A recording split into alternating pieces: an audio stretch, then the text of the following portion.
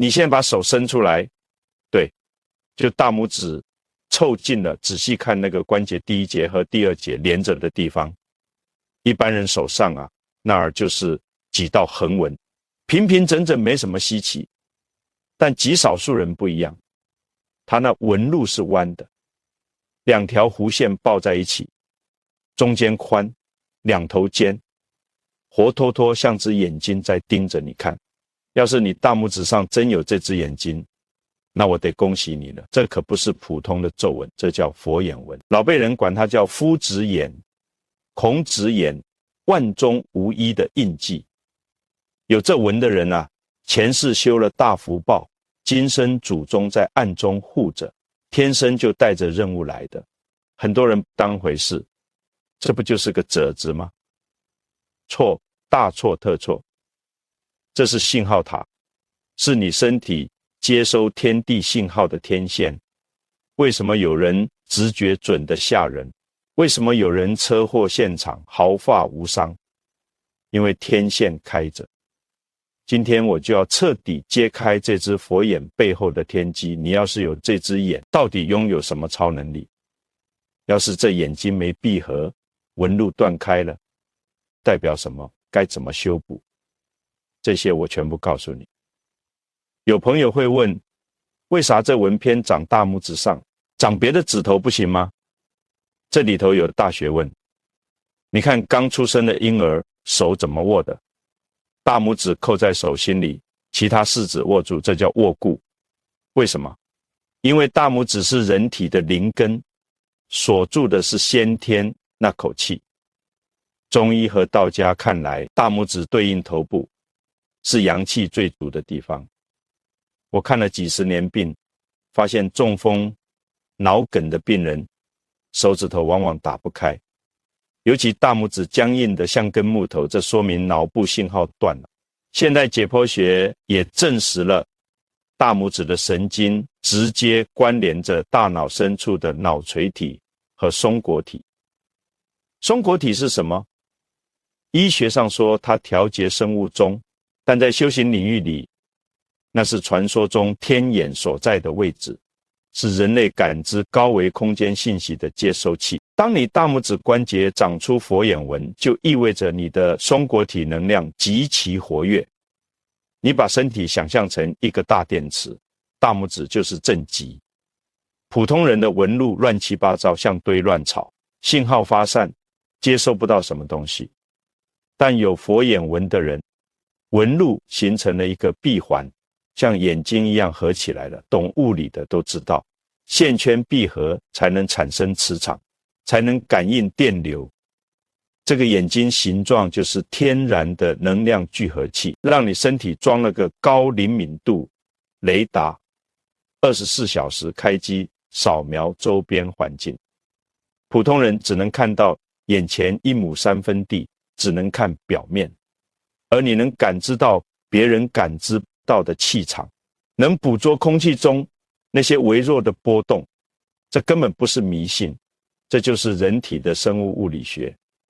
所以别小看这小小一个圈，它长在大拇指上，等于在你大脑总开关旁边安了个警报器，一旦有风吹草动，第一时间通知你大脑。这就是为什么有佛眼纹的人反应总是比别人快半拍，直觉总是比别人准，因为你的设备确实比别人高级。说到这儿，我要讲佛眼纹最神奇、最让人羡慕的第一个特征，超乎常人的第六感，也就是直觉。你回想一下自己，或者身边有佛眼纹的人，是不是经常有这种经历？明天要办大事，要见重要的人，合同看过了，逻辑没问题，对方是大佬，所有理性分析都告诉你这事能成，必须去。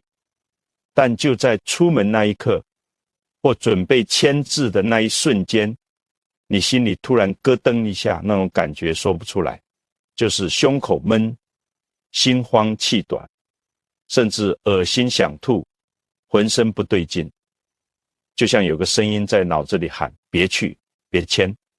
普通人可能想，是不是昨晚没睡好，是不是太紧张，然后硬着头皮就去了。但有佛眼文的人，如果听从了直觉，哪怕被人骂神经病，也死活不去。结果怎么样？过几天新闻出来了，那趟车出事了，或者几个月后爆雷了，那个所谓的大老板卷款跑路了，那个项目就是个惊天大坑。诸位，这叫什么？这不叫巧合，也不叫迷信，这是你的松果体雷达探测到了危险信号。量子力学里，任何事情发生之前，能量波已经先到了。普通人雷达是关着，接收不到，而你的佛眼文帮你接收到了这股杀气，那个心里咯噔一下，其实是老天爷狠狠踹你一脚，想把你踹醒，让你别往火坑里跳。我以前在美国行医，遇到过一个做进出口贸易的病人，右手大拇指上有个非常清晰的孔子眼。他跟我讲，有一年要去南美谈生意，机票都买好了，那天早上起来突然心惊肉跳，眼皮子狂跳，那种恐惧感甚至让他手都在抖。他老婆说，既然不舒服就别去了，改签吧。他当时也犹豫，毕竟是大生意，但他看了看自己的手，最后咬咬牙把票退了。结果你们猜怎么着？那架飞机虽然没坠毁，但飞到半路遇到极端气流，迫降在一个小岛上，所有乘客被困了整整3天3夜，行李全丢了，有人还受了伤。而他那个生意伙伴，因为他没去，躲过了后来当地的一场暴乱。他后来跟我说，尼斯，那一次我真的信了，这只手救了我2次命。所以我在这里要非常严肃地告诉各位，如果你有这个纹路，你一定要无条件相信你的直觉。当你的直觉和你的逻辑打架的时候，扔掉逻辑，听直觉。逻辑是人脑想出来的，可以被骗局设计，但直觉是天给你，是你的元神在发警报。听直觉往往能救你的命，能帮你守住财。这就像我们中医里讲的神机，其实是高维智慧在指引你。这就是佛眼文的第一大威力避险。很多朋友会问，尼斯，为什么这纹路叫佛眼，叫夫子眼？这名字可不是随便起，不仅仅因为它长得像眼睛，更是因为它代表了一种传承，一种厚重的香火情。古书上讲，手有佛眼，祖上积德，这意味着什么？这说明你的家族里，你的直系祖先里一定有人行了大善，或者是有修行的人。信佛信道的人，他们虽然人已经离开了这个世界，肉体消亡了，但他们生前积累下来的那股善的能量，那股功德并没有消散。根据能量守恒定律，这股能量汇聚到哪里了？它汇聚到了你的身上。在你出生的那一刻，这股能量就在你大拇指上狠狠盖了一个章。这个章就是告诉你，孩子，你放心去闯吧，你的背后有我们在，我们替你顶着。所以有佛眼纹的人，这一辈子虽然也可能遇到大风大浪，可能遇到极其凶险坎坷，但你仔细回想一下，是不是每次当你觉得走投无路的时候，是不是当你觉得快要撑不下去，要完蛋的时候，总会有一只无形的手把你拉上来，总会有贵人突然出现，或者事情突然出现，转机帮你解决问题。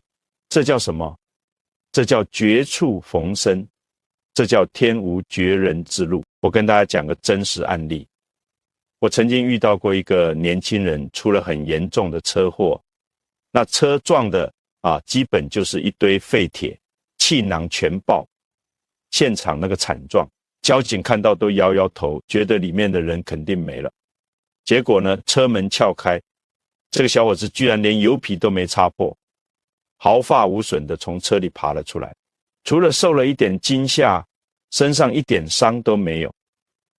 后来我看他的手相，左手大拇指上赫然一个清晰完整深邃的佛眼纹，我就指着那个纹路严肃地跟他说，小伙子，你记住了，你今天这条命不是你运气好，是你祖宗保下来的。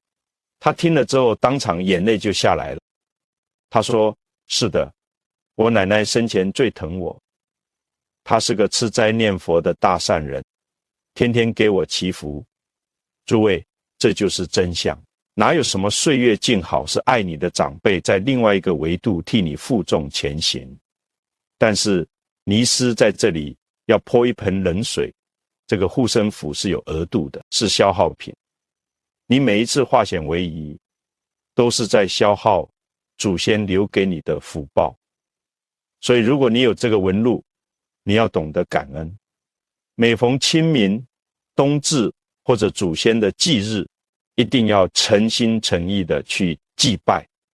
你对祖先越恭敬，你那颗感恩的心越强，这个佛眼纹的能量就越足，它给你的保护才越稳固。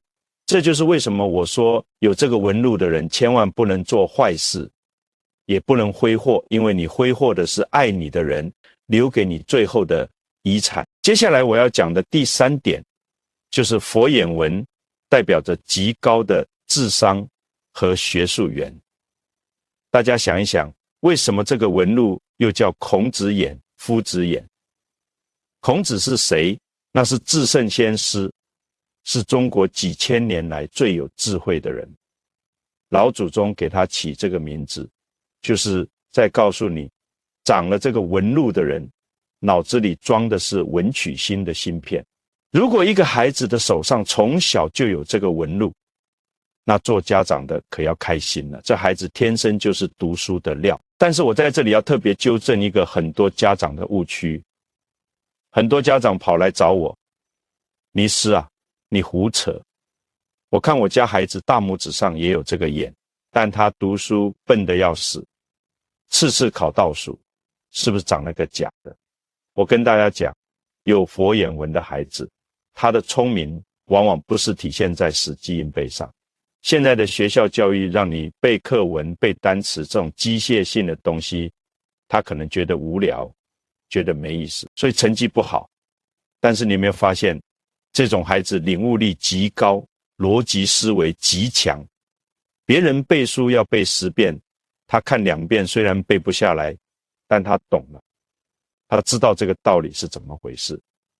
别人做数学题套公式做出来了，他可能在想为什么公式是这样，这就叫慧根。这种人适合从事那些需要动脑子、需要创意或者需要深度研究的工作，比如学者、医生、作家、策划师等等。而且这种人往往情商也很高，他们看问题很透彻，懂得人情世故，但又不是，身上有一种书卷气，有一种儒雅的气质，非常容易获得别人的尊重。所以各位家长，如果你的孩子有佛眼纹，但现在成绩平平，千万不要逼他，不要骂他笨。这在中医叫肾气未通，神志内敛，他在蓄力，他在扎根。曾国藩也是个笨小孩，背书背不过小偷，但他后来成了半个圣人。有佛眼纹的人大多属于大器晚成型，你们的福报是绵长的，是厚重的。你们不像那种暴发户似的聪明，一夜暴富，然后一夜返贫。你们的路是越走越宽广。只要你坚持学习，坚持在一个领域上扎根，到了中年以后，也就是我们说的30而立40不惑的时候，你积累的那些智慧会突然发生质变，转化为巨大的财富和社会地位。这叫不飞则已，一飞冲天，不鸣则已，一鸣惊人。所以如果你现在觉得自己混得一般，没有发大财，也没有做大官，别急，摸摸你的大拇指，告诉自己，我的时辰还没到，继续沉淀，继续读书，等到那个运来了，你的这双夫子眼就会帮你看清局势，让你在别人还在迷茫的时候，一把抓住机会，直接翻身。这就是文曲星的命格先苦后甜，越老越贵。好了，现在我们来讲点技术性的问题。很多朋友刚才看了半天，可能会皱着眉头说，尼师，我有室友，但我的这个眼睛它长得有点畸形啊，它没有完全闭合，旁边有个大豁口，或者有很多乱七八糟的杂纹把它切断了。这是什么意思呢？诸位记住了，在相学和中医里，有形必有相。如果你的佛眼纹两端的线条没有连接上，也就是这个眼睛没闭上，留了个缺口，这在我们的行话里叫神气外泄。大家想一想，一个电池如果外壳破了，里面的化学物质是不是就漏出来？电是不是就跑了？这就代表你的灵气正在通过这个缺口往外漏。通常有这种情况的人，身体底子都不太好。在中医上看，这叫气血两虚，神不守舍。你是不是经常觉得累，睡不醒？或者反过来，晚上躺床上翻来覆去睡不着，容易失眠，容易多梦。而且因为你的这个保护罩有漏洞，你就像一个没关窗户的房子，外面的风邪、寒邪，甚至是一些不干不净的负面磁场都很容易钻进来。这种人虽然有直觉，但这个直觉往往是神经质的，有时候准，有时候不准，甚至会疑神疑鬼，自己吓自己。还有一种情况，纹路虽然闭合了，但中间有很多杂乱的细纹，横七竖八的把眼睛给挡住了，或者把眼睛给切开了。这叫什么？这叫慧眼蒙尘。说明你这个人虽然聪明，虽然有天赋，但是你的杂念太多了，你的欲望太多了，你想的太多，做的太少，每天脑子里像跑马一样全是乱七八糟的念头。这种人往往容易陷入自我纠结，容易聪明反被聪明误。你的直觉会被你的贪念、你的恐惧干扰，导致你在关键时刻做出错误的判断。那怎么办？尼师，我的眼漏了，能不能拿胶水沾上？胡闹，这是身体内部的能量出了问题，要从内去修补。我教大家3招最实用的。第一招，借天火补阳气。你要去晒太阳，但不是让你暴晒脸，是要晒背。中医讲背为阳，你的后背有一条督脉，那是阳气之海。既然你的气在漏，我们就要把源头的气给补足了。每天上午9点到10点，把后背露出来，晒个15分钟，把身体里的寒湿逼出去，把阳气冲进来，你会发现慢慢的那个断开的纹路是有可能连上的，这是真的，因为你的气血足了，身体的末梢循环就变好了。第二招，物理锁气法。如果你觉得自己最近特别倒霉，心神不宁，我建议你带一点金、银或者玉石的饰品。玉石是土之金，金银是金之气，把它们戴在手上，尤其是左手，能帮你形成一个小型的磁场屏障，帮你把那个漏口暂时堵住，帮你锁住气场。第3招，做减法。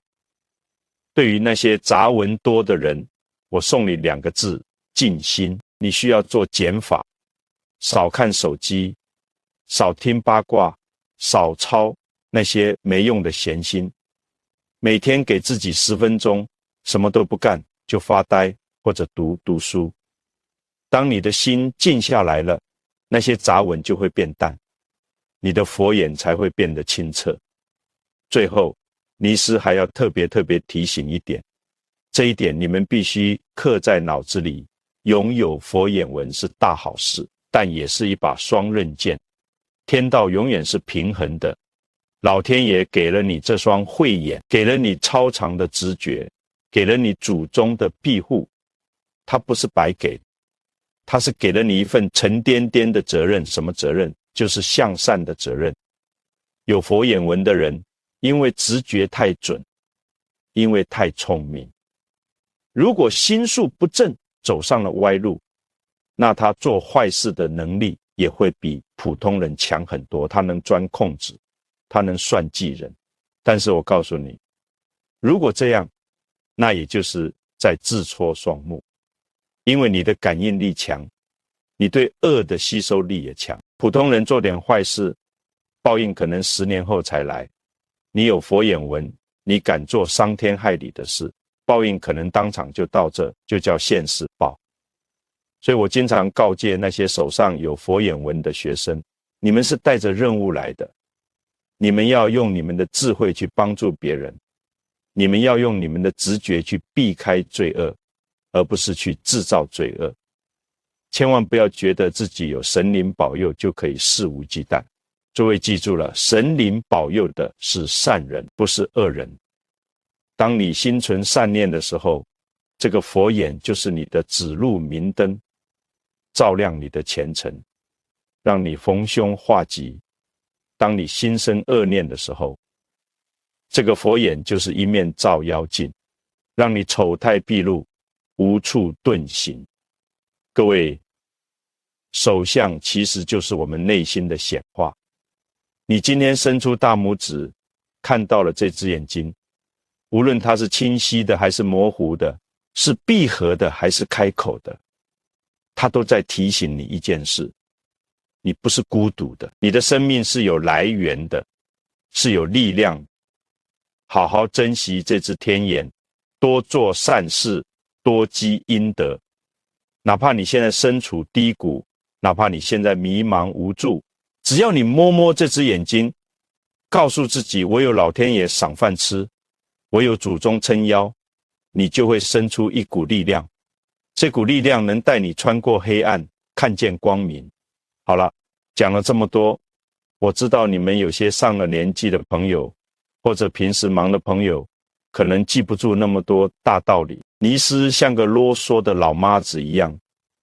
最后再给你们复盘一遍，这几点你一定要记住。第一，认清纹路，只要大拇指那个关节有像眼睛一样的纹路，以后遇到大事，心里只要咯噔一下，觉得不舒服，打死别去。宁可信其有，不可信其无。第二，敬祖先，你不仅是自己活，也是替祖宗活。逢年过节，多给祖先烧点纸，磕个头，这叫充电。第三，莫着急。孩子读书如果不灵光，别骂他，只要有这个文，他是大器晚成，让他慢慢磨，以后比你有出息。第四，补漏洞。如果纹路断开了，记得多晒后背，多带点玉石金银，少操闲心，把气锁住。好，今天课就上到这里。如果你觉得今天讲的对你有帮助，请动动你的金手指，给点个赞，关注我。更重要的是，我希望大家在评论区留下你的善言，你可以写佛眼护体，百无禁忌，也可以写感恩祖先，福泽绵长。让我们在这个评论区形成一个巨大的正向磁场，每一个字都是在为你自己和家人祈福。